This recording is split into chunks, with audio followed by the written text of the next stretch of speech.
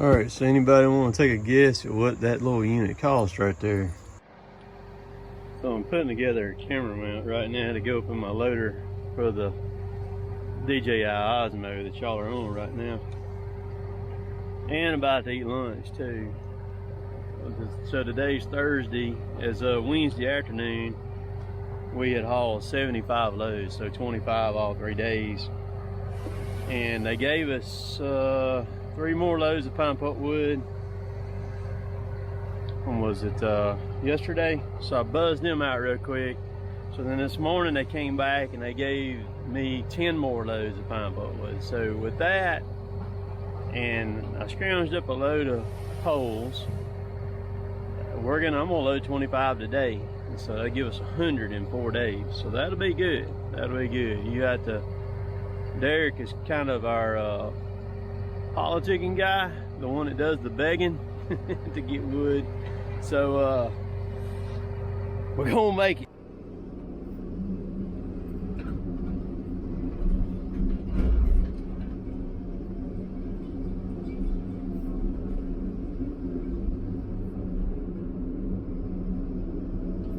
Alright, so we've had to change the plan since I filmed that a while ago.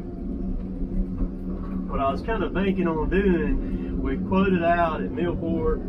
We had 65 loads there. They gave us 5 loads at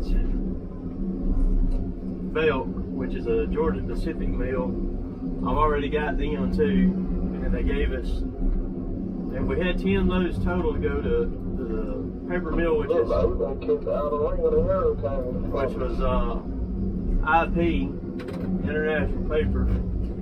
We hit those 10 real quick, so they gave us 3 more. I got them. Yeah, maybe we'll miss everything. Nah, so they gave us 10 more of those today, which that's the way it normally goes. Once as the week goes, other loggers that are not filling their quotas and stuff, they'll give us their loads so that we'll be sure and get them all, you know, going in the mills. So now I'm in the process of getting these 10 paper mill loads. This is number 2 of the 10 right here I'm loading right now. I was gonna get the 100 by loading 3 loads of Westervelt to go down to Mountville, Alabama. I was getting primed up for that, and I got the message just a little bit ago that was a no-go, that all those loads had been filled down there. So the best we can do this week, which is better than what we thought we were going to do, is 97. So right now I'm loading number 14 is what I'm loading. So we'll be going to 22 total for today. So that'd be alright. And that text that just came through was saying that Millport was closed tomorrow, which we were already quoted out, but I mean, they meant giving us another load or 2 or something like that, or fixing where we're going to run all day tomorrow, but they've already sending it out now at 12 o'clock that they're going to be closed. They didn't had enough for everybody this week already. So, you know, just think about if you worked at your workplace or your job or whatever you did, and you get 3.5 days in and they start telling you can't work no more the rest of the week or anything like that. Think about how that affects you on your check at the end of the week. And it's no different for a large company either. It's the same thing. It affects your bottom end, because this is when you need to be capitalizing on things, when you get the opportunity to jump on it and grab the bull by the horns per se, but you can't. And man, that's the way it's been the last bunch of years. The only time you can ever really show enough run with it is say if there's a track that has got to be moved, say the time's running out on it or something, about to expire, and somebody's fixing to lose a bunch of money, then you'll be able to move it and everything. Man, come out there. Alright, we're just gonna go up on the trailer with you. Heck with you, man. There he came out.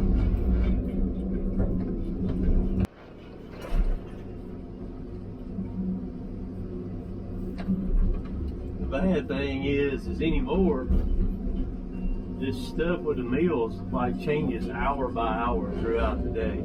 I mean, it's crazy the way that it works now. So you cannot plan anything. We've just about got a piece of the one side of the hurricane right to the south of us. You can see how gray it is over them trees. So I'm gonna go ahead and move my truck up here on this hill, get away from these trees. They talk like we're about to have some 60-mile-an-hour winds. I'm gonna throw Kevin's fuel hose up too. I'm gonna fix it up just in case the bottom falls out. We'll be prepared. So at least I got the service truck turned around too before the bottom fell out. Got all that done. It's not gonna last long. All that static, every time you hear the static on the radio, on the CB, that's lightning striking right around us. It'll pick that up and you can hear it real good.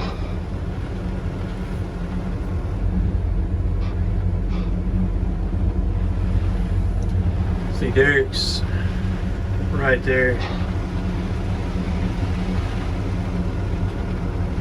It ain't gonna last long though. So about as quick as it came up, it's gone. But the damage has been done. We're not gonna get that 97, we're gonna just quit at 92. So we got 5 more loads of pine put where we could get, but I think it's probably gonna, these bands are probably gonna hit us off and on all night, all evening and all night. And it's not worth it for us to come out here just to get 5 more loads on Friday and then turn around and go in. So we're gonna call it quits for the week. It is what it is, you know what I mean? Derek's coming up, going fuel. You notice the difference in the sound of that undercarriage when it gets wet. Anytime it gets dry, those undercarriages going bad dry like what it's been. Them undercarriages are gonna squeak a lot worse. You get a little rain on them, the ground gets a little wet, boy, it quits the squeaking.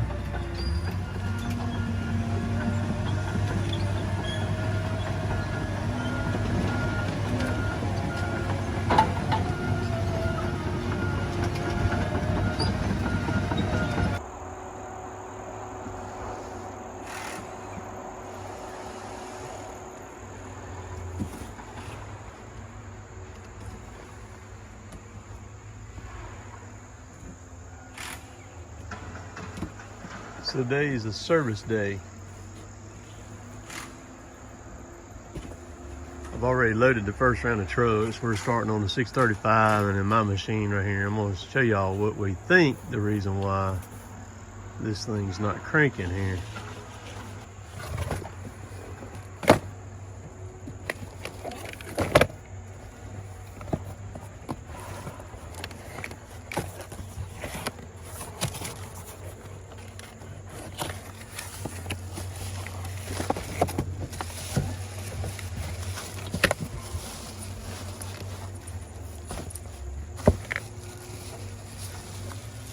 There you can see it right there. That is the fuel cooler. That ain't gonna come out because that thing's sticking out right there. That's the fuel cooler for my loader right here. So last time I moved, when I opened the screen right here, I seen all that wet right there. I'm pretty sure that's the reason why that thing is not wanting to crank in the mornings for. So we're gonna swap it out here in just a second.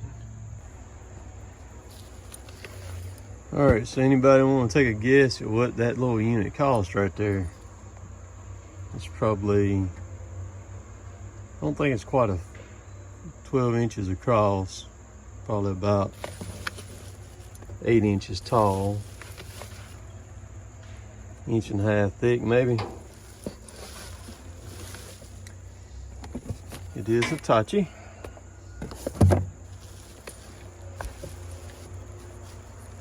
This little cooler right here Cost $973.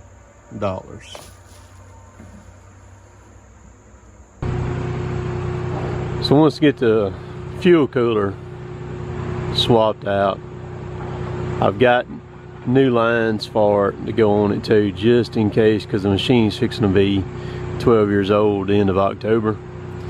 It's got, I don't like but a few hours hitting 20,000 hours. I think it's 200 and something hours. And I will blow the condenser out, blow everything out on it too once I get that done. Because this time, thing sucks a lot of air through it.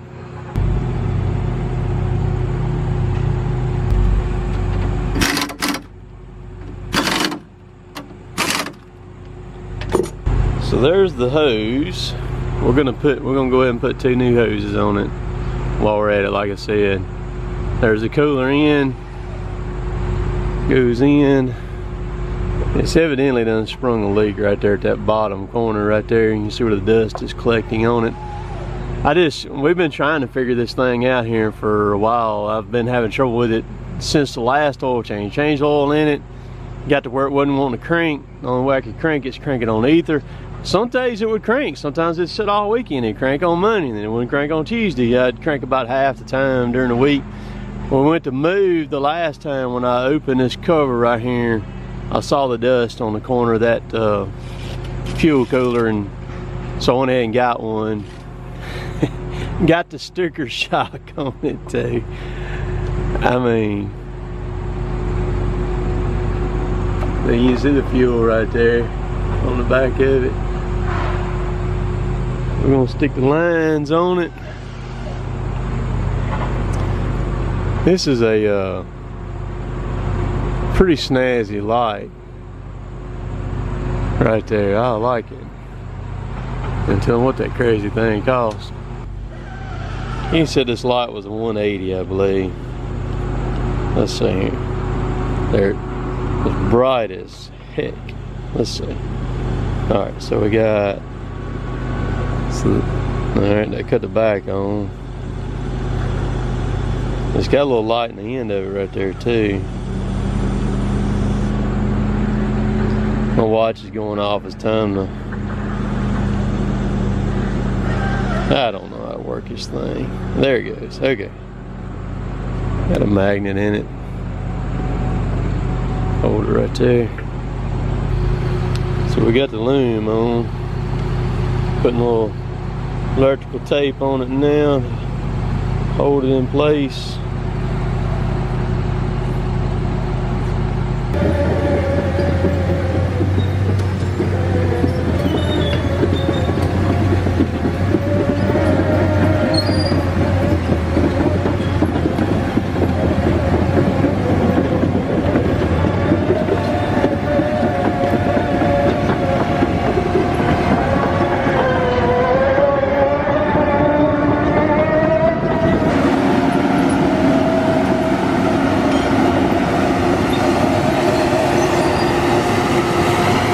I wish all y'all could be around to actually walk up that machine and see how big it really is, because what you see on film don't do it justice.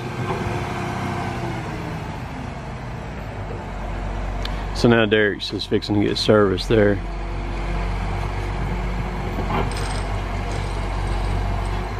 It's a lot too, keeping all these machines going day to day, week to week, year to year. Alright, so we got everything done. We're about to crank it here.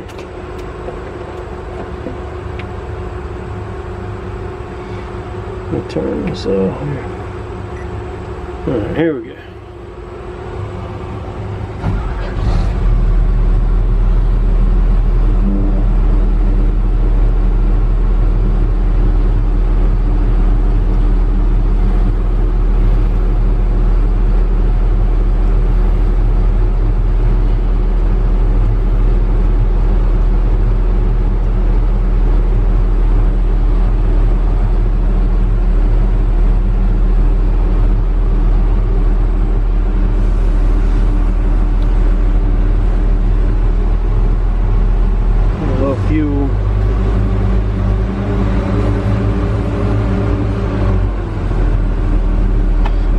gonna blow her out here real quick too.